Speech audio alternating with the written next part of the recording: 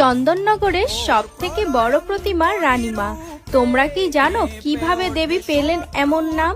চন্দননগরের বিখ্যাত পুজোগুলোর মধ্যে অন্যতম রানীমার পুজো। বলা হয় এখানকার প্রতিমা নাকি সব থেকে বড়। প্রায় 30 ফুট উচ্চতার এই প্রতিমা বানানো হয় 35 মণ খড় এবং প্রায় 1000 কেজি মাটি দিয়ে। এত বেশি উচ্চতার জন্য দেবীর কাঠামোতে বাঁশের সঙ্গে লোহা ব্যবহার করা হয়। তবে দেবীকে কেন রানীমা বলা হয় সেই নিয়েও রয়েছে এক নেপথ্য কাহিনী। কথিত চন্দননগর যখন ফরাসিদের উপনিবেশ ছিল তখন সেখানকার সব প্রতিমাই সেজে উঠত সাদা ডাকের সাজে।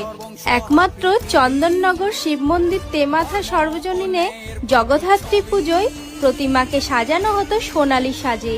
এই উজ্জ্বল রূপে দেবীকে রাজরানীর মতো দেখতে লাগতো।